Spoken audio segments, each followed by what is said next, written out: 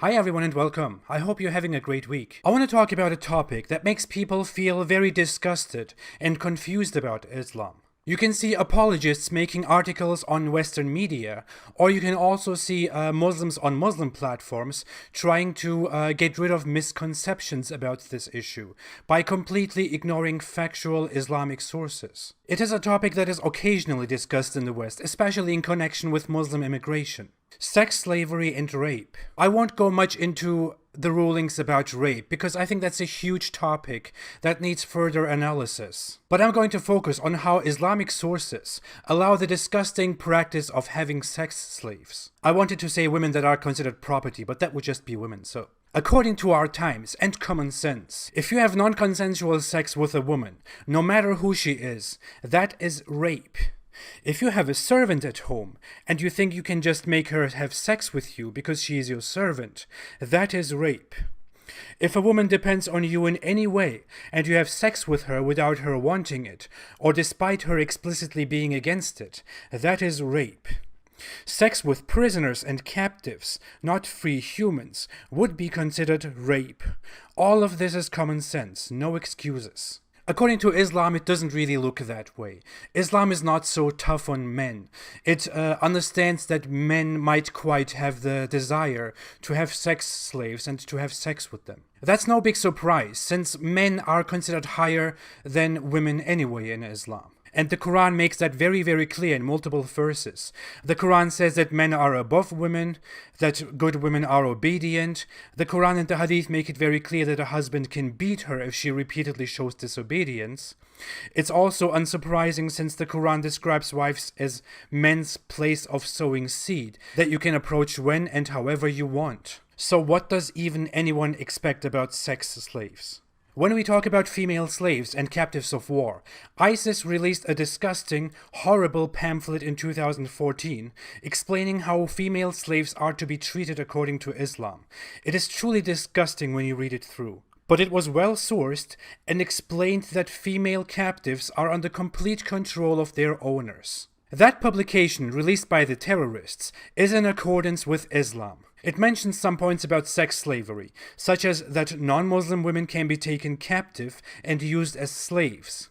It points out that Islamic scholars agree on that, and that is right. That their owners can have sex with them as they wish, that the owner can buy, sell, or give the slave. That men can have sex with those slaves if they didn't reach puberty, but are able to have sex. That men can beat the slaves, but only for disciplinary reasons. But it also mentions that freeing slaves, especially if they convert to Islam, is a good deed.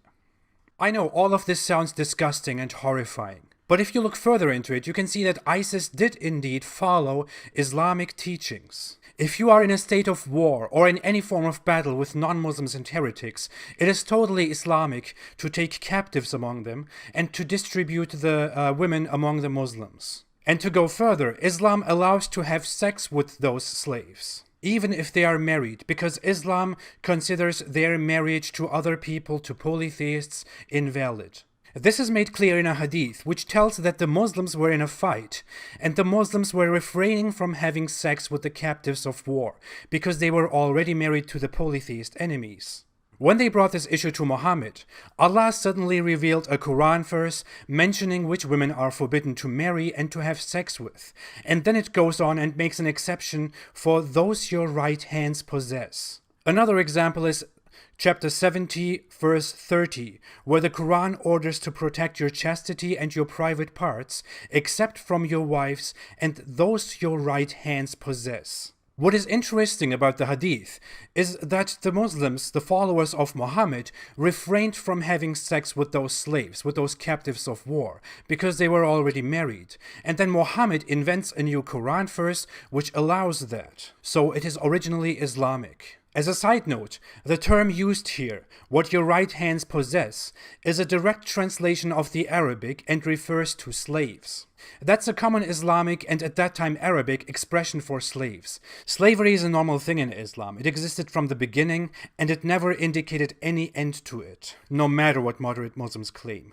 Also, and this is quite interesting, the Quran clearly divides humans into three categories: free men, slaves, and women.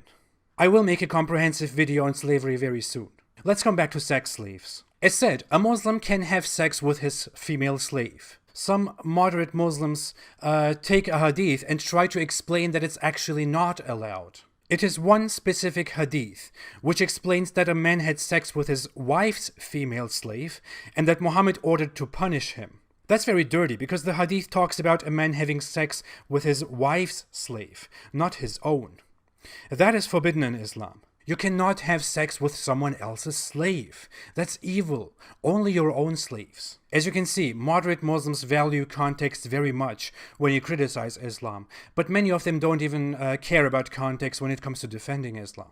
If you want to see a source which mentions sex with slaves in practice, there is also one that mentions how a Muslim came to Muhammad to tell him that he has a slave girl at home who carries water at home, and that he has sexual intercourse with her. Muhammad is totally fine with that, and they only talk about whether getting her pregnant or not is fine, and Muhammad says that it doesn't matter. Buying and selling slaves is also totally Islamic. Proof can be found in the hadith books of Sahih Bukhari, which is the most important, or the second most important source after the Quran. In those, there are multiple verses saying that Muhammad bought and sold male and female slaves, and also that he owned a lot of female and male slaves. Muhammad also had a weird sex issue with one of his female slaves that his wives disagreed with at some time, but let me leave that to a dedicated video. As for the age of sexual interaction, there is really no restriction, no source at all in Islamic scriptures. The only thing ever mentioned is that sexual intercourse should only occur if the woman is able to have sex. So the ISIS pamphlet is not wrong about having sex with slaves that didn't reach puberty yet. Disgusting. Sex slaves are also obligated to have sex only with the owner. The owner can have sex with an unlimited number of slaves and his wives. Not at the same time, stop fantasizing. But a slave is not allowed to have sex with anyone else, not even with another slave. Other hadith also mention that Muhammad did indeed distribute captives of war as slaves to his followers. In one hadith, a companion of Muhammad asks him for a slave girl, and Muhammad tells him to pick any of the girls. To be fair, Muhammad also said that he never beats his slaves, which makes him a good guy. But in another hadith, he also says that you shouldn't beat your wives the way you beat your slaves, which implicitly allows the beating of slaves. That's why ISIS says that it's okay to beat them, as long as it's only for discipline. What is also quite disturbing about all of this is one of the final points that ISIS made in that pamphlet, and it's totally in accordance with Islam. According to Islam, a slave can be offered freedom for two reasons: marrying them and conversion. Now think about that a bit deeper. No one wants to be a slave, especially not the sex slave of some desert warlord who invents divine verses in his mind. By offering them freedom through marriage, you're offering them something that they probably don't really want, but also something that they probably shouldn't refuse. But Muhammad doesn't really care about the consent of women in general anyway, since these are also his words. Her silence is her consent. But the second thing about conversion, no one wants to be a slave, but it's considered the right thing to free a slave if they convert to Islam, and slaves are offered the option to convert to Islam and to be freed.